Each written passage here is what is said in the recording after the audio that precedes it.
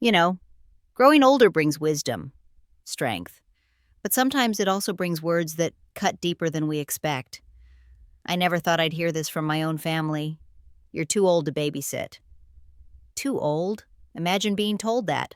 After raising children, after giving your life to care and love, and suddenly you're dismissed, like you don't matter anymore. But let me tell you, the story didn't end there. Before we dive in, make sure you hit subscribe because stories like this, real and raw, are what keep us connected. And here's what really happened. It happened so casually you'd almost miss it if you weren't listening. I was at their house, the smell of coffee still hanging in the air, and laughter from the kids echoing in the background. I was smiling, enjoying the little ones running around. Then she said it. No hesitation, no warning, just those words that cut right through me. You're too old to babysit. At first, I laughed nervously. Surely she was joking. I even tilted my head, waiting for her to smile, to say, "Oh, I didn't mean it like that." But the silence that followed, oh, it was louder than any words. Her face was stone, serious, cold. She meant it. You ever had a moment where your heart skips, and suddenly the room feels smaller? That's what it felt like. My throat tightened. My hands shook a little on my teacup. I wanted to say something, but my voice betrayed me. All I managed was a weak, "Oh." And in that "oh," my whole world shifted. See, when you're older, you're used to the world treating you as though you're fading. Advertisements scream about anti-aging creams. Doctors remind you of what's failing. But when it comes from family, your own family, it hits different. I thought about all the nights I'd spent caring for children, the fevers I soothed, the scraped knees I kissed, and now in one breath I was labeled too old, too fragile, too useless. The sting wasn't just in her words, it was in my son's silence. He didn't defend me, he didn't laugh it off or say, "Mom's fine." No, he just sat there, sipping his coffee, eyes down.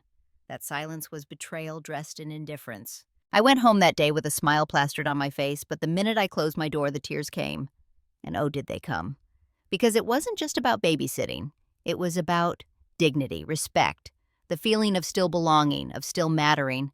And in that moment, I felt stripped of all of it. That night I lay awake, staring at the shadows dancing across my ceiling. Her words replayed in my mind, sharp as glass. Too old, too old. I whispered it out loud, almost testing the sound of it against my ears. Did I believe it? Was she right?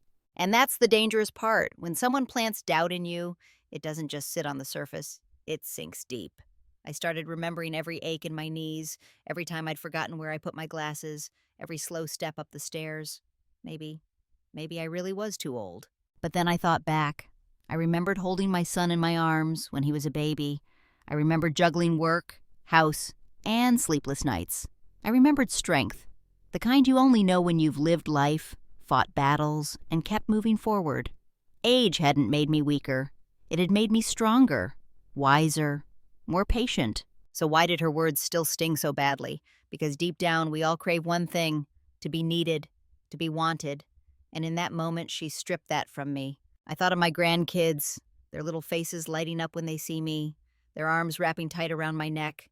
Did they think I was too old? No. To them I was safe, warm, love itself. Children don't care about wrinkles. They care about who shows up. And yet, there I was, lying in the dark, questioning myself because of one careless, cruel comment. That's the power words have. They stick. They echo. And sometimes they break you before you even realize it. But here's the thing about life. It has a way of flipping the script. And oh, was my script about to change. A week passed. I stayed away, didn't call, didn't ask to see the kids, let them feel my absence. And it wasn't easy. Every part of me longed to see their little faces, to hear their giggles, but I had pride, and I wasn't about to beg for a place in my own family. Then, late one night, the phone rang. Her voice trembled. She was crying. "Can you come? Please, I need you." For a moment, I sat in silence, the words "too old" still echoing in my head, but then I heard it, the sound of my grandchild crying in the background. My heart clenched. Turns out both kids were sick. My son was stuck at work. She was overwhelmed. And suddenly I wasn't too old anymore. Suddenly I was the only one who could save the day. I could have said no. I could have let her stew in her mistake. But love doesn't work that way, does it? Love makes you pick up the phone. Love makes you grab your coat and rush out the door, even when your pride is screaming at you to stay home. And so I went. When I arrived, she looked broken, eyes red, hair messy, hands shaking. The confident, dismissive woman from before was gone. In her place was someone desperate, someone humbled. And me? I walked in, not with anger, but with quiet strength. Because deep down I already knew this moment would change everything. The kids lit up when they saw me. Their little arms reached out, their cries turned to smiles. In that instant, all the hurt I'd been holding melted away. Because for them, I was never too old. I was grandma, and that was enough. I cradled the youngest, his feverish little body trembling against me. I hummed a lullaby, the same one I used to sing to my son decades ago. Slowly, his breathing steadied, his eyes fluttered shut.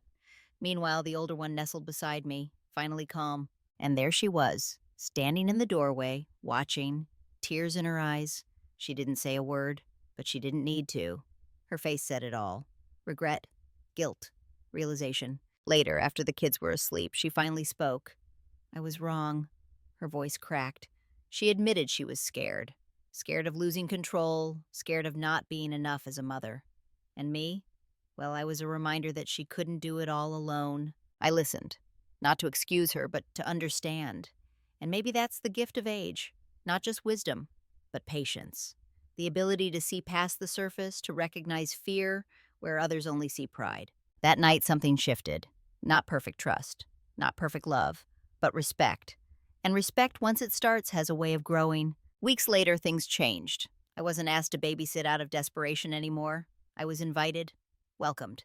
She began to see me not as a burden, not as someone fading into the background, but as an anchor, the one who steadied the storm when everything else spun out of control. I could see it in her eyes, the way she softened when I held the kids, the way her voice carried less defensiveness, more gratitude.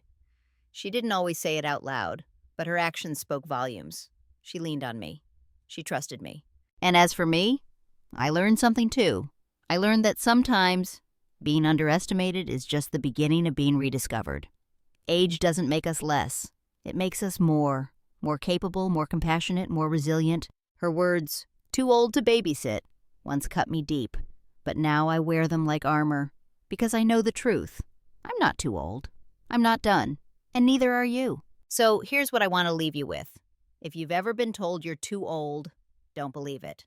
Those words are lies, born out of fear or ignorance. Your age is not a weakness. It's your power. Every wrinkle is a story.